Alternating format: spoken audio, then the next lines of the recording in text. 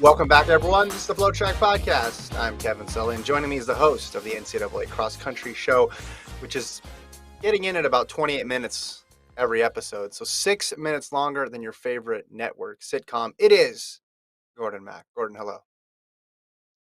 There was a comment on YouTube that said that we need to turn the NCAA Cross Country Show into a podcast, Mm. which, maybe we should. But, I feel like it already is a podcast. It's just a YouTube podcast. It goes up on YouTube. It's long enough. Yeah. When we were planning the Yeah, it's show, long enough. we thought, hey, it's just perfect YouTube length. There's no way it would be long enough for a standalone audio thing. But now if you're clocking in almost at a half hour, maybe we do need to do a podcast format. How many podcasts out there do you listen to where it's just one person talking straight for 30 minutes, though? You could be breaking some new Uh, ground. yeah, I could be breaking some new grounds. There's not many. I'm trying to think. Oh, no, I listened to the Tim Dillon Show, which is a comedian who he does have a co-host, but the co-host just like laughs at his jokes. So, Mhm. but he just rants the entire time. It's not really an interview podcast. So, anyway, But still, there's somebody there, though. There's somebody there. You there's are someone just there. talking Yeah. directly into your camera for 30 straight minutes or 28 minutes now. What is that, 2 weeks? Or 28, 26, 17? You're trending up. You're trending Yeah. up here. We could be at a 45-minute Well, episode pretty soon. next week's episode 4 is going to be me coming up with a solution to the problem that happened this past weekend where the number 2 team in the nation didn't race at their home meet, a national caliber home meet, Notre Dame. Mhm. How to get teams to race more often and it matter, and there not be this mindset that the only thing that matters is November. We just have to the entire regular season is about getting ready for November. You know, Mhm. that's not what happens in football. Week 6 of SEC football, they're not thinking, hey, win or lose, the only thing that matters is the college football playoff. Like, no, they got to win because they want to make the college Yeah. football playoff. So I created a system, and I think it's really good. I call it the Galaxy Brain XC idea, and Okay. it's pretty good. It's pretty damn good. So I'm excited. So now maybe this is a podcast because you're doing the thing where you have the tease at the end, and then you're yeah, like, "That's next time on Serial," and then you're gonna like pick up where you left off with this alternate theory. I kind of like how you're doing this with cliffhangers.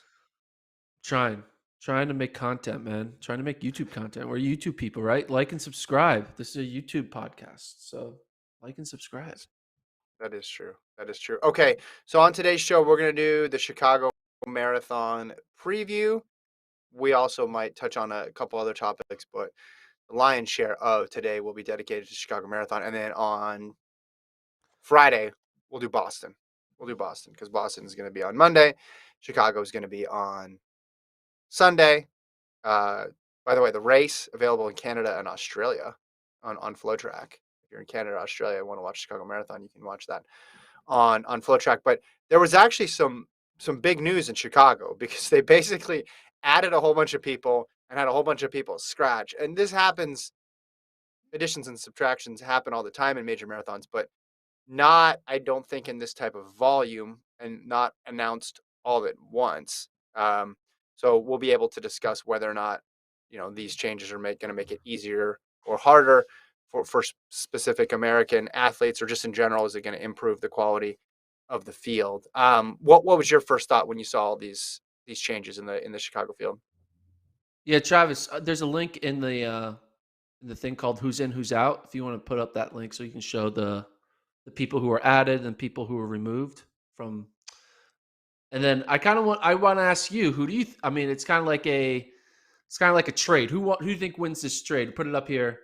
I mean, you have Mola El Abbasi. I'm bad at names. Mhm. Kimarui, Korir, Kukuchi, Ayala, Sid Vaughn. I could go on. And then people coming, those are people who have left. And then notables who have come in is Ruben Kipiego, Dixon Chamba, Kengo Suzuki. I'm going to be honest, I don't know many of these names. I haven't heard of many of these Mhm. people. But notable like Americans leaving is Sid Vaughn. That's probably the most notable American. And then the notable Americans coming in are people like Thompson, Sarah Pagano, Mhm. um, Ian Butler. You can see the full list on your screen if you're watching on YouTube. So on the women's side, it undoubtedly got stronger because you added Yeah. on the women's side Vivian Kiplagat, who's run 221, and Meseret Balete, who's run 224. Now, ordinarily, you say 221, 224 in the era of major marathoning. Heck, we just saw what happened in London with all those women who were sub 219. But in this field, where you only had Ruth Chepnegich and then a huge gap and then a whole bunch of Americans, it makes a big difference in terms of who can win. And obviously, how many Americans, if you're looking at this from an American perspective, can get in to the podium, right? Or get in that top 5 or get in that top 10 because now you've added 2 women there who legitimately are top 3 in this race, and if something happens to Chip Negich, could obviously win. Now, on Monday's show, you floated the possibility, hey, Sarah Hall, Kira D'Amato, like Emma Bates, these women could win because in a marathon we're used to things going wrong. And yeah, Chip Negich is this huge favorite. Her PB is 3 minutes better than Sarah Hall. She's run a world title. She's run fast times. But someone having an off day in a marathon is very, very common. So the opportunity, if only one person has to have a bad day for you to be able to win, I think you're in a pretty good position. So on the women's side of things, I think this dramatically increases the quality of the race just by adding these 2 women. Even though it is someone who, if you just look at PBs, Kiplagat would slot in at the 3 seed, Valette would slot in at the 5 seed, but it just adds more women who sub 225 in Kiplagat's case. She's a low 221 woman. So I think it adds quality. Now, can an American still win this race? To me, Gordon, I still say absolutely yes. Absolutely yes, because Hall can beat both those women on a good day. And then you still come down to the fact of, okay, Chep Negich would just need to have an off day. And then Hall is right there in position to win. Yeah. So I think the additions and subtractions don't really change much of the dynamic of the men's and women's field. Women, it does add a little bit more depth, like you mentioned, but Yeah. in general, the same kind of top storylines of kind of Chip Nekich versus the Americans is still going on in the women. And on the men's side, everyone wants to know what Galen Rupp does. Can he kind of bounce back from his Olympic run of 8th place? So for Travis's purposes, let's do a little bit some clips here, man. Let's dive it first into the men's field and do a little men's preview, and then we'll go into the women. Yeah. So that was my women's preview, but that's okay. All right. Let's go to the men, though. Let's talk about the men's field. Because you talked about the additions and subtractions. So Kipiego is in. Now, he just ran really fast in Milan. So Ruben Kipiego gets added to the field, 2:03:55 in Milan. Gaetano Mola is out, 2:03:34. But presumably, Gordon, the reason he's out is because he wasn't ready to run. So anytime you're taking out a guy who's not ready to run and replacing him with someone who just ran sub 204 makes the field tough. Tura 204:29, also in Milan. Then you add in Chumba and Suzuki, two sub 205 guys in there as well.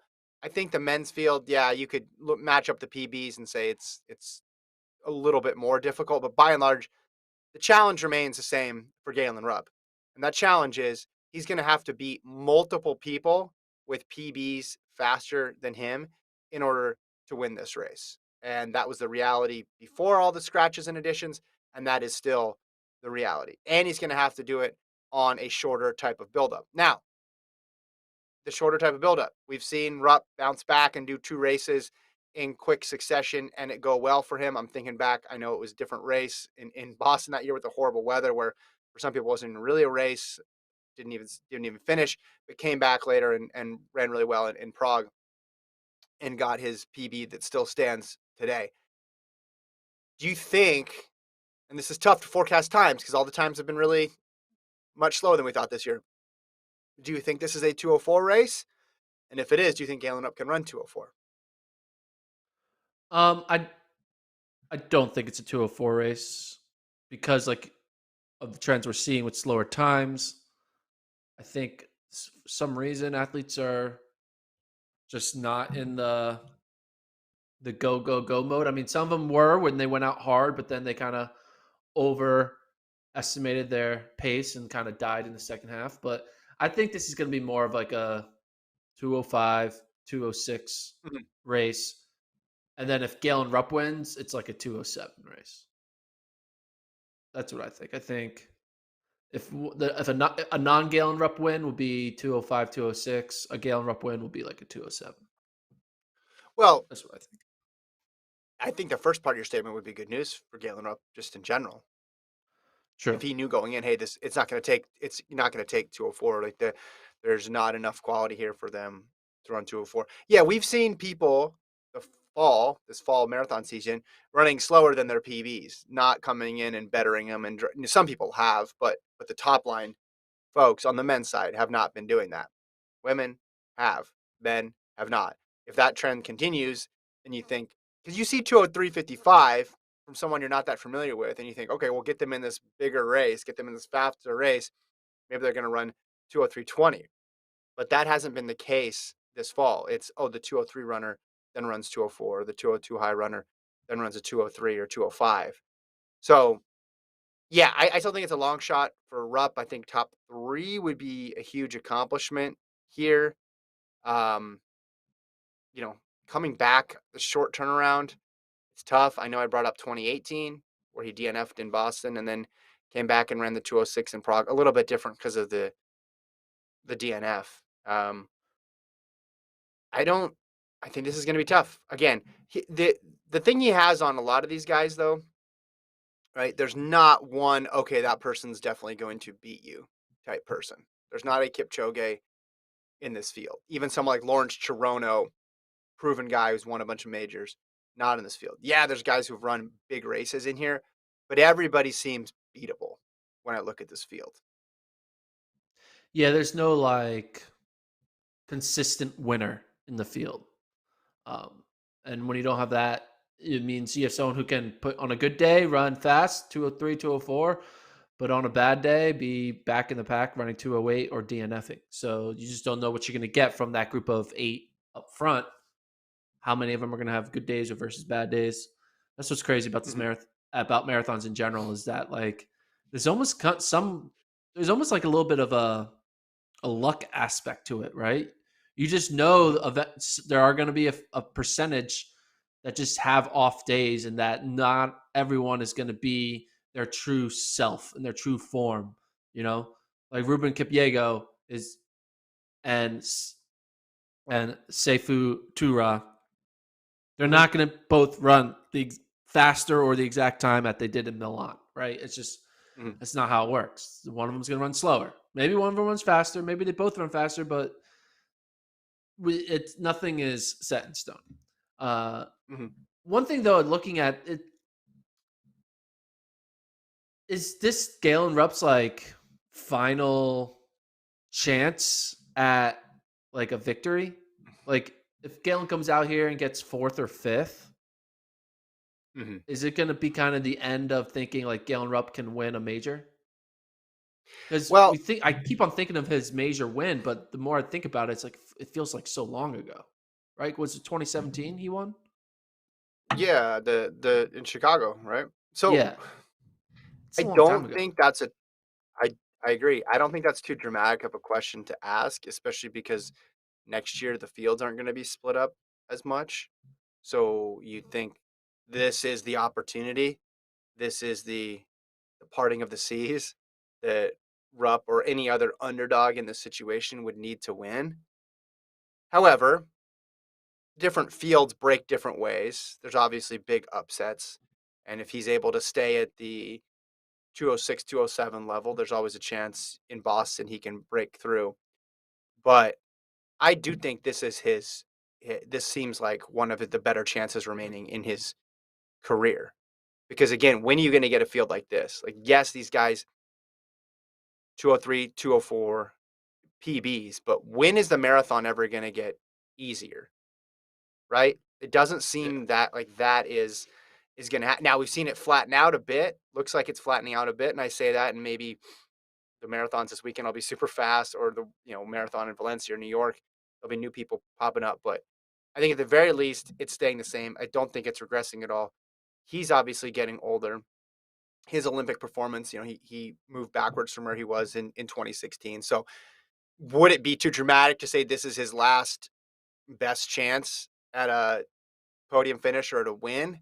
I don't think that that's a too dramatic of a statement because you take into account what's going on in the world with the marathon. You take into account that the talent pool is split up, and you take into account his recent results. It makes sense. It makes sense to draw that conclusion. Yeah. And also is like, I mean, this is going to go back to the take I had during the marathon project back in Arizona in 20 end of 2020.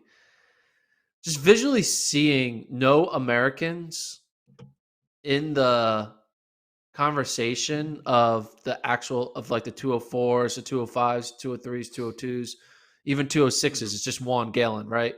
No Yeah, 207s. yeah, It just yeah. what what is America not doing right that we can't have a handful of like five guys in the 206 or faster? Like Mhm, we're able to have a handful of guys in the sprints, a handful of guys in the 800s, in the mile when it comes down to it, because you know you can qualify two guys to a world final. But like we're seeing a bunch of like 211s and 212s, and I get it. Not all these people are like destined to be all-time greats in the mhm. at the world level. So like you should don't hold that against them. Like they're just good because that's they're hitting their ability. But US is one of the best, you know, systems for running in the world, right? We have the NCAA Mhm, system. People come from other countries to come train here in their 18 to 22 years. And mhm. yet for some reason the marathon just hasn't clicked. And I it's just frustrating. You want us you I mean, maybe I'm being biased, but it's just you're seeing it happen on the women's side, right? You see, Yeah, I mean, yeah. not 100%. There's still a little bit of separation between some of the top East Africans and Americans, but you know, we can look at the American women and be like, yeah, I feel like I could come up with 5 to 6 names that I would Yeah, bet on breaking running 220 or faster in the next 5 years. Or yeah, just like yeah. that we could argue would win a major. Whereas there's Sure. only one American who can win a major on the men's side. But I could say I could think of Yeah. 6 that could win a major on the women's side. Yeah, and you go back even farther, okay, you extend it to Meb. So then you have Meb and Rupp on one side of it, and then the women's side, you can come up with a long list, Yeah. right? Going back to, of people who were in contention, maybe not even necessarily one, but people who were in the mix and were running fast times. So yeah, I hear you. It's a men's issue. Women are and have been knocking it out of the park in the United States for several years now. It's just that the depth on the men's side. You could get into a pretty big debate with someone about who the second best American men's marathoner is right now. I bet you ask 10 people, you'd get at least 5 or 6 different responses of who number 2 is right now. No one has stepped up and filled that mantle. Yeah. And for that So what do you reason, think it's like why would Rupp stop? You know, if you're yeah. Galen Rupp, it's just like I can do this for a bunch more years, and maybe I'm not going to be able to win a major, but I'm going to win the Olympic trials over and over again. I'm going Yeah. to be the best I'm going to be the top American. I'm going to be the number one draw every single time I enter a race when it comes to Americans. Yeah, it's not like he has the men's 100 quality field Mhm. staring him to push him out to Yeah, retirement. He has, right. oh guys, I just need to be a 210 shape. All right, cool. See ya. Yeah, Like I'll be ready to go. he could Um be in 210 shape for a while. He's going to be in 210 shape for a while. I for a think that's while, fair to yeah. say. You want to talk a little bit about the women's field? I know you thought you previewed it, but I wanted to kind of keep it separate. We talked about the changes to the Yeah. fields, then we previewed the men. Now let's preview the women. Hmm. Well, hold on. Further to that, I just want to check in on the chat. Patrick says our best distance guys are staying in the 5 and 10. We don't have our top runners on the roads, which I think is part of it. Is part of it, right? Like you think of when Ryan Hall succeeded in the marathon. Now, granted, he was a major talent, but he went to the roads relatively early. The women, a lot of those women that we spoke of, were relevant on the track, and then still were going to the roads. Now you could say, all right, it's because the women's fields are different that they're able to still stay competitive in both. But on the men's side, it still seems as if the mentality is finish what you're doing on the track, and if you're a top runner, and then go over to the roads. And the people that go to the roads aren't the people who are the best at the track. The people who go early, I should say, to the roads. What do you think about that theory? Yeah. Well, the thing is though, like the women's side, it's they're not sacrificing their 5K, 10K people for the roads because I don't think Carissa Schweizer is like Yeah, but like Shalane needs was to good go. at both at the same time. Yeah, Molly Huddle like did both. Sisson we just saw made the Olympic team in the 10K, and then she's going to jump back into the marathon. They bounce back and forth a bit more yeah. effortlessly. Like the question would be Grant Fisher. If Grant Fisher just decided this next year I'm going to be a marathoner, I'm going to try to make a marathon team, how fast could he go? Now we're used to getting all excited and hyped about these debuts, and then they don't go well, and then they run 211 or 212 or 213. Like, oh, okay. But a lot of those, if you go back and look, they're with guys who had run out the string already on the track career. It wasn't the 24 or 25-year-old who was right in the middle of it. Do you think someone like a Connor Mance should skip Yeah. track and go right to the marathon? Yeah.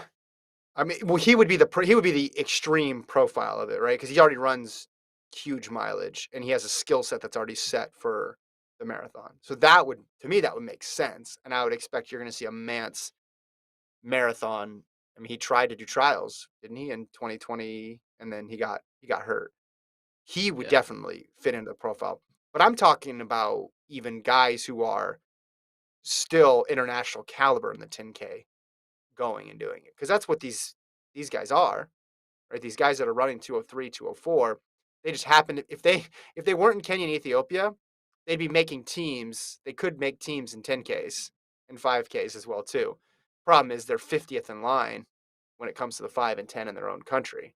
So yeah, we don't see them on the track. And then all the money and all the financial incentives are on the roads. But it seems like the women, you get a better there if you just create one big bucket of distance runner and you don't discriminate based on 5, 10, and all that other stuff. You say five, everything 5K up, you get the more credentialed athletes moving up, or at least trying it when they're still in their prime versus the men. yeah. I guess like you'd probably want to see like a Joe Klecker do it early, like Mhm. the Bowerman guys. I don't think Woody Kincaid is a high mileage guy. Maybe he is. I don't know. Maybe because he's always Yeah, and hurt. it So wouldn't I work. was always thinking he Yeah, wasn't running much, but it doesn't work for everyone. and here's the thing: it doesn't work for everyone, and a lot of them it wouldn't work out at all. And the difference between if you just say let's just make a benchmark of sub, I don't know, like sub 28, right, for 10K. So, and you had every U.S. person. Well, let's just bump it up, make it even more inclusive. Sub 28:30. They all ran a marathon just to test, just to see how good they were. Well, the bench is a lot deeper in these other countries, so they can absorb a bunch of people flaming out and not making it. Versus the United States, is when you drop down and get faster and faster and faster. Like you get into the okay, well, if we want all of our sub 28 guys to run a marathon, well, Yeah, if it doesn't work out for half of them, it's a small number. It's a much smaller number than Kenya and Ethiopia. yeah. Therefore, there's less um, chance taken to abandon track because if Right, yeah, exactly. that makes sense. That, That that's would my point. be Like if you go back, that would be the true marathon project with the name project where you yes, a runner 28, 15, and faster in the past 2 years and saying, I don't care what state of your career you're in, you're spending 6 months training for this marathon project marathon, and we want to actually develop a great marathoner, and we know hmm we have to take it from the 10K field that is young and in their prime. How yeah. much how much do you think it would cost to pay. Let's bring it up right now. Okay, let's look at year lists. I'm logging I in. got the number. What do you want? 2830. Yeah, just okay, that fast. There's 34 guys fat sub 2830 this year in the U.S. So let's not do 28, 30. Let's do 28 flat. Okay. So I want 19. so this would be the field. Grant Fisher, Woody Kincaid, Ben True, Emmanuel Bohr, Klecker, Mance, Sam Chalanga, Frank Lara, Robert Brandt, Eric Hammer, James Mawara, Isai Rodriguez, Dylan Maggard, Blaise Farrow, Jacob Thompson, Martin Herher, Galen Rupp, Bia Simbasa, and Abdi Hamid Nur. Those are all of our sub 28 guys this year. Mm-hmm. Now let's Mm-hmm. look at. I'm going to look at 2019 as well. See if there's any other notables that like. Okay, Lopez Lamong, Paul Chalimo. Let's throw those people in there as well. Mm-hmm. Okay, so we have 20 guys who are all in their best 10K shape of the past 2 to 3 years. How much would some of those guys have already done the marathon, like Sam Chalanga? So it wouldn't matter for those types. But how much would we need to pay each of those athletes for them to abandon, like not just abandon, not abandon, but for them to prioritize running a fall marathon in 2022 to the best of their ability? Now they can still do their track races, still try to qualify for Eugene or whatever, but Mm-hmm. it needs to be in like a shell, like in the training for a marathon, right? Right. Right. Yeah. How much do you think you would have to pay these athletes to all abandon their 10K and 5K dreams for a fall marathon in 2022? $100,000 each? Double. Well, yeah, double. Just take their salary and double whatever they're making. Just double it. Everybody can Okay, get so behind we that, doubled right? their salary. Yeah, double their salary. But here's a cheaper way to do this. Here's a cheaper way to do this. Actually, this is probably actually I don't know if this is cheaper, but this is building off of what you said about project, right? You take every single graduating senior from or person who's leaving NCAA, American who's leaving NCAA, have them do a half right before they leave, or you have them train for 2 months or something. Pay them, and then you could just give them a stipend basically, and see where the potential is, because there could be somebody who was the third guy on their team who, or you're right, somebody who's a fringe 10K guy on on the US side of things, but it's just an amazing half marathon, and then you go from there. You could do that too. Yeah. Or, I mean, yeah. The weird thing is there is more money in road racing, but for some reason, Yeah, there's, I guess, more money for if you're a top three guy in track. And all the 4, 5, 6, 8, 9, 10 guys in track believe they can be the top three guy in yeah. track.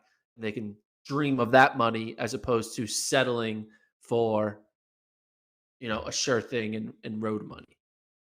Yeah. It's Anyway, that's what I safer. want. It's That'll be a safer. true marathon project. Is we literally force all the top 10K runners in the US. Is like, hey, Paul Chelimo, I know you want to win gold in Yeah. Eugene. I'm sorry, but what we're doing here is we're taking your body and we're trying to see if we can develop an insane marathoner. Like, would Galen Rupp So have run 205 by now or 204 by now if he went for the marathon in 2012 yeah, yes, I think he would instead be of 2016? undoubtedly. Yeah, Yeah. Yeah. I think he would be way faster. Okay, so look at this. This is the all-time US 10K list, right? All-time US 10K list. Rupp obviously ran a marathon. Selinsky number 2, never ran a marathon. Lopez Lamong number 3, never ran a marathon. Shedrick Kipchirchir number 4, never ran a marathon. Grant Fisher never ran a marathon yet. Kincaid never ran a marathon. Then Meb, great marathoner. Ben True in 8. Abdi, I'd say, I mean, made a ton of Olympic teams. Obviously, solid marathoner, made teams. And then 10th is Leonard Career, who had that one really fast marathon. Do you remember Yeah, Career's marathon? What was he? 20. I think he ran 206. Am I not mistaken on that? With in yeah, Prague, and he was 4th at the trials of the 207. marathon. Excuse me, in He just went Amsterdam. to it late. Got the Yeah, he went to it got the late. country wrong, and I got the time wrong. But 207.56, which is way under that barrier. So half of them haven't even run it though. I mean, and you go farther down there, Yeah. Ritz obviously was good, but someone like Shadrach Kipchirchir, or someone like I'm looking down there, Klecker would make sense. It'd be very interesting to watch. I mean, Lopez Lamong is kind of the one person who we're most likely to have a chance at. I mean, it's going to be a half measure because he is getting up there in age. Yeah, He's a that's year the older yeah than only a year older than Rupp, but Lamong probably would have made the Olympic team this year if he hadn't been hurt. Maybe not, but you would assume he was in shape too. yeah So you take his kind of call it. I forget the word I'm trying to speed. say. I'm bad with yeah, not speed, but like his longevity. His longevity Yeah, in the sport, maybe he can pop a fast one, but kind of like how Michaela's trying to extend his career, pop a fast one post his yeah. long track career. Uh, a So fast one for like U.S. Med, standards, not for world standards. but here's what I think: the important stat is how soon after your 10K PR are you running a marathon? Because it's not helpful if you run your 10K PR in 2021 and then you make your marathon debut in 2030, right? I think we agree that's the problem. Like, there's not enough depth in America to have that sort of different. Like, you need to be still being able to bring that sort of 10K time close to it. Like Meb. So Meb's 27:13 was in 2001, and I'm looking up his marathon debut was in 2002. The next year he ran in New York. Now, marathon career didn't start off with a bang, but he at least was getting reps, and then in 2 years' time he was second in New York. So I think the commitment needs to come a lot earlier. It can't be the thing at the very, very end of your career for these top guys.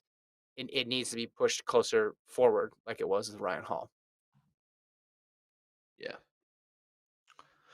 And the only thing that will do it is you got to incentivize them, give them some little bit of Yeah. dough. You gotta figure it out. You got some big time, rich, wealthy person who's like, all right, I'm going to find like a class of people and I'm going to pay them and incentivize them to stay away from the track and go right to the marathon and see if it works out, kind of like Can horse have them racing live or in a something. house, They'll get their star have them live, horse. If you have their could lives taped. if you could pick four people, four men Yeah. who have yet to graduate college, what four would you say I want you only on the marathon? I Who think have both yet to obviously say graduate Connor college? Mance. Yeah, Yeah, who have yet to go pro. Mance is an easy one. So Mance is number Yeah. one. Who So would the other Mance. three be? Let me think here. Not Nagoose. I'd want him in the mile. I'm not putting Yeah. Nagoose in the And marathon. Not gonna Americans. do that to him. And Americans only. Yeah. Well, he's American, so remember he made the Olympic team. Yeah, no, but it's for Um, just for um, I mean, Nico. Would you go? Would you go early on Nico? I think I would. Yeah, Nico would make sense. I mean, having someone from NAU with the altitude. I don't know. Is there obvious two other picks? I mean, would you Nur? consider Cooper Tier? Well, he's the exact type of person I'm describing because he has that speed. So you're Yeah. getting an A-lister to go to the marathon. You're not getting someone who doesn't have speed and is going to the marathon just to go to the marathon. Yeah, if this was like the Breaking Two project where you're trying to cobble together a group of people who each have like very specific skills and your goal is just like one of them pan out. Because if you have Mance on one side of it, isn't Cooper Tierce in some ways the other extreme? Yeah. I mean, he's a I mean, they're both 350 miler, like, yeah. yeah. Not to say Mance couldn't run a decent mile, and not to say like Tier can't grind. They both can do those things. But if you're projecting to the future, Mance is the obvious. Hey, this guy's going to run a marathon the moment he leaves college, or maybe when he's still in college. Versus Tier, you could see Tier going back and forth between the 15 and the 5. You could see Tier being reluctant even to run like a pro 10K for a while. So I think that would be interesting. So yeah, I'd take those two. I would take I'd take Nico as well. Give him a Yeah. couple years. And I would probably also Women's field? take Abdi Hamid Nur, right? I mean, it's basically take the best cross country runners, right? The top 4 cross country runners that are Americans. You could argue Isai Rodriguez, but he's always been hurt. But that would be the play. Just take top cross country runners. Let's take the top 5 Americans in cross country and Yeah, say goodbye to your track career. You're going all in on the marathon, and you're going to be going 1, 2, 3 at the 2028 Olympic Games. yeah. Look, because Ryan Hall is an outlier, so it's tough. Because when you say, "Well, just do what Ryan Hall did," but then you forget Ryan Hall was really, really, really, really, really good for a really long time, and not everybody's going to fit that well with the marathon. But if most people are waiting 8 years after college to run a marathon, or 7 years after college to run a marathon, it's you're not getting the best version of that person. I think that's fair to Yeah. say. People might argue that because oh, you need years and years and years to build up the mileage, but it's just like that hasn't been borne out with what we've seen internationally, or even Yeah, and domestically, you have really. So already 8 years of that mileage kind of, I mean, maybe 6 from high school and college already, right? It's not like these kids yeah, start running at age 22. They yeah. they've been running a lot longer before that. They put a lot of miles on their I think legs it's a already. yeah, I think it's a calculated risk. It's like, do I really want my career to come down to two big moments every year when I just started? And if I get hurt, then what happens? And that's why they take a much more cautious approach. And distance coaches are always going to err on the side of caution. Doesn't matter what level they're at. That's just part of it, right? They're going to be really, really, really, really careful not to have something go wrong and not to ruin anything. Okay, let's jump over to the women though. Uh, right up at the top. So there's two big additions there on the women's side of things with Vivian Kiplagat and Meseret Balete.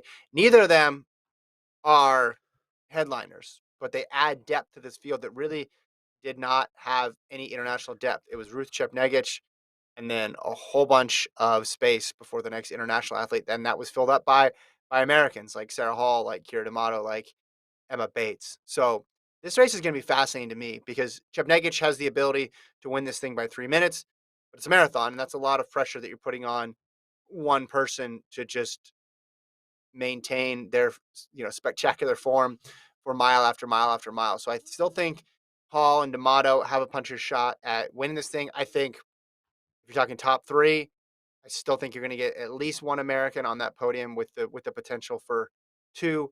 How do you see it, Gordon? I mean, this thing is very American heavy, just as a byproduct of all these world marathon majors taking place in the same couple months. Yeah, I mean, I'm I'm not sure who's going to win because I believe that Chepnegich will win if she if she just runs to her standard. Now, will there no not something happens, get a side stitch, not your day, blah blah blah. That's gonna be the only reason she loses. I don't think she'll get outbeat. Like, I don't think she's gonna run 218 and lose, or run even 219 Right. low and lose, right? So the only way Hmm. she loses is if she kind of falls off, and you can't predict that. So I have no idea. But what I can predict is I think Sarah Hall, she's a grinder. I think she's going to be eyeing 219.36, Dina Caster's record. And I Hmm. think there is a 51% chance that she runs 219.35 or faster. Wow. Why, why the optimism? You know, we need that. We need some optimism. Uh, she Fair. is like in her in her prime slash slowly leaving it, so that she doesn't have many last opportunities to go for it. Mhm. She's already run 2:20:32. She's said that she wants to break the record here, so she has that in her mind. Like, it's kind of like go for broke. This is it, and Yeah. she's already done enough in her career where she doesn't need to kind of like be cautious of like, all right, I don't want to blow up. Like, she's just gonna like, hey, I either gonna blow up Yeah. or I'm gonna be an American record holder. And I think she's gonna put herself in position. And if she's in position, that's I'll give it 51%. That's what gives her the extra 10% in my mind is I know a half marathon she'll be in position to break it, and it won't be like oh you're out of it after 10 miles type deal. Yeah. 68:44 is what she ran as a half marathon tune up at the end of August, but she hasn't run any marathons this year. I don't know what the pacing situation's going to be like. I'm assuming if she's going for that mark, there's going to be people who can help her get there because I don't. If she runs 2:19, she could end up basically in this huge gap between Chepnegich, who could be a minute or so in front of her, and then all the other women who could be 1 to 2 minutes behind her. So I think this is going to set up more like a time trial if she runs that time than it would be a race, and that might be to her benefit that it's set up like that to where she's not really having to think about covering moves. Different people react differently, but Sarah Hall has proven she's a gamer over the last couple of years. You throw her in a different environment, you throw her in back-to-back races, she's gonna give it a great run. I mean, we saw what she did last year in London, and then in the marathon project. That's fast though. That American record. I mean, there's a lot of women who have taken a shot at that, or at least competed in fast marathons since Caster's mark. But I mean, Hall's worked her way into the equation here. She's worked her way into the serious discussions about this record. What about the rest of the American field? Who do you think could surprise or have a podium race? I feel like a lot of us have forgotten about D'Amato and her crazy 2020 season. How she went from, Mhm, oh, this is cool. A mom is going and running fast in track, and like this is a great applaud. You ran 15:05 to like, mhm. holy shit, she's like potentially a top three candidate in the 10K, Yeah, maybe.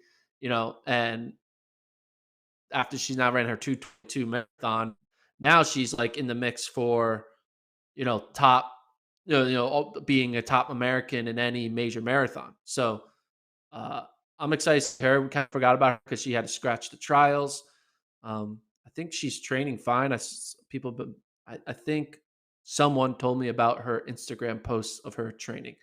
I don't follow a lot of runners on there you go. Strava There or you on go. Instagram, so I rely on other runners to tell me about other runners' doings.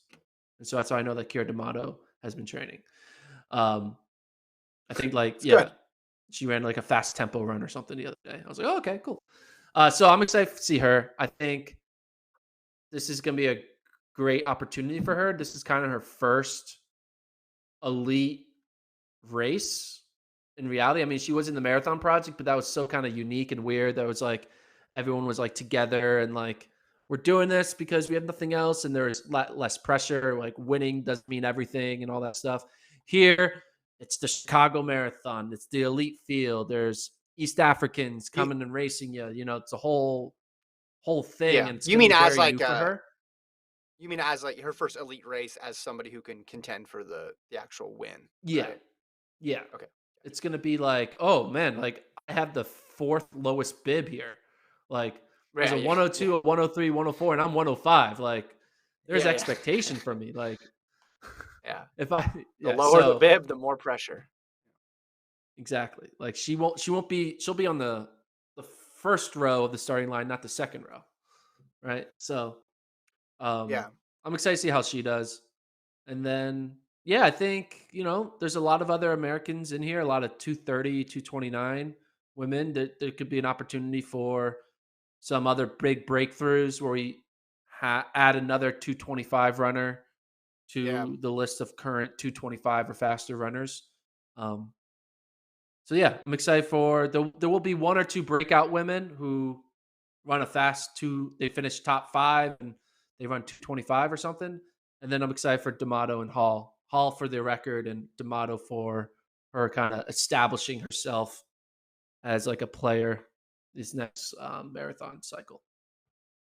You're right. I think there's going to be at least one American woman who runs a time that really gets our attention or finishes in a like way up there in terms of place. And you're thinking, okay, this turn into something in the next year, and we'll keep Yeah. track of them going into the spring. So that's the Chicago Marathon taking place on Sunday, as I mentioned, Canada. Show you. You can watch on FloTrack. Let's see what else we got in the rundown here. Oh, I had this story about Valencia Marathon putting the heat on the World Marathon Majors. You didn't like that, so we scratched that story. We're not going to do that one. Gordon vetoed that in the meeting. Kenya apparently listened to the pod. No, I'm pumped. They're going to bid to host 2025 Worlds, according to an article in the BBC. They have put in the bid. Athletics Kenya President Jackson Tue, it says that they have submitted a bid. He said to BBC Sport Africa, "We feel like Kenya is the spiritual home of athletics." Now, you and I talked about this before, prior to that Nairobi Diamond League, or sorry, Continental Tour meet. And one of the interesting side effects was just the altitude and how fast it would make sprints. And that came to fruition this year as well, too. We talked about how exciting it would be to have it in a place that cares about track as much as Kenya. It appears that Tokyo is also going to bid, which would make sense because they have the Olympic Stadium already there. So in the same way that London hosted in 2012 and then hosted World Championships, Beijing hosted in 2008 and then hosted a World Championships. Rio did not do that, but it would make sense for Tokyo to do it. But what do you think about the spiritual home, as it's being called, Kenya bidding to host the 2025 Worlds? You still on board? Yeah, I just like the phrase spiritual home. Uh-huh. I'm trying to figure Yeah. out what is my spiritual home. Like, is it a certain like fast I food think joint it's that in I go to way Philadelphia. too often for my own liking? Like, It's a Raising this drive Cane's through is in my spiritual Philadelphia. home. Getting a cheesesteak. No, actually, no, I would say actually no. My spiritual home is in Austin. It is a cheesesteak place called Way South Philly. It's like the only Mhm, good cheesesteak place in Austin, Texas. And I call that my spiritual home. I mhm, like check this out. Should I tell you how much it's my spiritual home? I'm gonna show you behind the scenes. It mhm. used to be a food truck that was near my old apartment, and then they moved like 5 miles away, so I just have to drive there now. But I talked to the guy, and he gave me there Yeah, I his see food it. truck sign. Boom, Your spiritual home.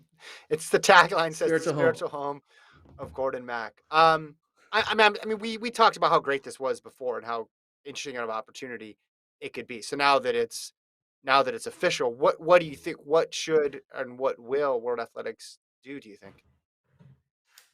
I think they're gonna pick Tokyo, um, but I think this isn't the sign that Kenya. I think it's the sign that Kenya will host before 2030. That's what I think. I Okay, think just won't be at it 25. just may not be 2025 because I think Tokyo is going to be hard to beat because Tokyo's be like, we can do crazy things, and we Hmm. can draw a lot of people. Kenya can draw people too, but um, we're going to be like Qatar, but with people in the stadium. So imagine that atmosphere, but with I people, literally with the can't whole like imagine that. high tech and all that stuff. So Well, what are the order? So we have Eugene 2022, uh-huh. 2023 is where's that? Belgrade, Budapest Budapest, in Hungary, Budapest, and then 2024 Paris, the Olympics, Paris. 25 TBD, 26 nothing unless Subco returns my emails about having a world championship every year that there's not an Olympics because it's cool. Then 27 is TBD and then 28 is LA. So, Yeah, yeah, I'm guessing Paris would probably be a spot to bid as well too after they host the Olympics. But yeah, 25 and 27, maybe a combo deal. We've seen that before. Here's the thing though. Um, do you think they're more likely to give it to Tokyo because Tokyo didn't have fans for the Olympics. So you never got that true atmosphere, and this would give them a true atmosphere to use that stadium. I don't think they care about all the like. I don't think they care about the phrase "spiritual home" for Kenya. I don't think they care about weird Mhm. situations here and there. I think they care about one thing and one thing only: who can spend the most money, pay out, like invest the most in it. Like Yeah, they're going to always choose the venue that is willing to go all in and not half-ass it, right? I think that's why Eugene got it because they kind of were like, "Hey, we may have a smaller stadium, but we're going to go all in. We're going to yeah, rebuild the freaking thing. We're going to tear it down and rebuild it. We're going to like the only thing that matters here is track and field. We're not going to be competing against yeah, a football game or whatever or a yeah, soccer match. We're going all in, and so I think that's what they want. yeah, They want the venues, the cities to go all in on their sport.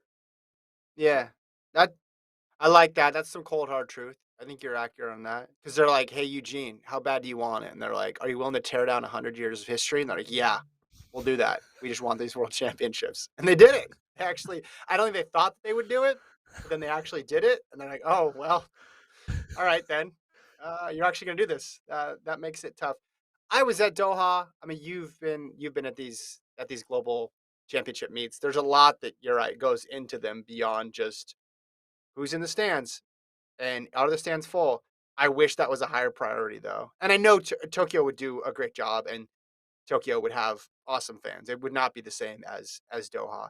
But I think as you talked about before, putting it in Africa or putting it in the Caribbean, these places where they have such great representation for the sport would just create an amazing atmosphere. I know from like the bureaucratic side of things, people will always come up with hurdles that you have to overcome, but just putting it in a place where it means so much would be Where it really cool. matters, yeah. Yeah, Yeah. I mean, Doha got it because of money, right? It's Well, yeah, they all get it because of them. Yeah, all its money. But like, why does Eugene host stuff? Because it matters there, right? And then yeah, eventually they have the infrastructure now to do it. But part of the selling point now is they have the enthusiasm, and now they have the enthusiasm matched with the infrastructure to make it go off. But like yeah. the city of Eugene hosting, like if you just think of it in from the abstract, hosting all these Olympic trials and world championships, and there's one Diamond League meet in the United States, and it's in Eugene, Oregon, a city of 160,000 people. Like on its face, it seems crazy, but then now it makes sense. So from that perspective, it's not absurd that some of these other places globally should have a chance to host it too because they can bring that same level of enthusiasm. Now, is all are the other parts in line to make it go off? Well, that will take a little bit more time probably and a little more structure. But that's the same way I feel about. Like I love that it's in Eugene. I think it's cool when you go to a meet and everybody in the town cares about it. And likewise for World Championships versus Doha, where most of the people had no idea what was going on. I mean, it's They're true. like, I was there. I mean, "Oh, it's they're like running it the." does. I mean, they're literally busing people in and letting them in for it's just like no tickets tonight. All right, like nobody knew what was going on there the entire time. World Championships were there. Were there great performances, of course, but I mean, the most Do you exciting think moments outside of Barshim jumping, the most exciting moments were Kenyans and Ethiopians competing in distance running because there were a lot of expats there who lived in Qatar and were nuts about track and field, and they made the atmosphere in the stadium. do you think there's gonna be any similarities in the maybe not, in the lack of enthusiasm about the event when Qatar hosts the World Cup? Now I know the World Cup soccer is 3,000 times bigger than track, and I get that. Yeah, But Qatar's also a hard country to get to. Like, yeah. do you think the Qatar World Cup is gonna have sold out stadiums, or do you think there's gonna be a lot of world championship vibe stadiums? Yeah, I think they were going to extreme lengths to avoid the optics that they had in the beginning of the track meet. I would think that they would have learned from that and they'll just sold out, like you're talking about selling tickets. That's tough. Will there be butts and seats so it looks like a sellout? Yes, I think because they were embarrassed after it was the women's Yeah. 100. Gordon, I can't explain to you how few people are in the stadium for the women's hunt. Like you've been to high school track meets.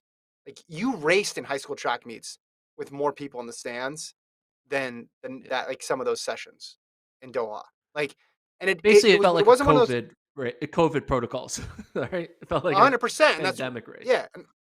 Yeah, when everybody was making those jokes before about like, oh, track's all right about they'll be fine. They have no crowds anyway.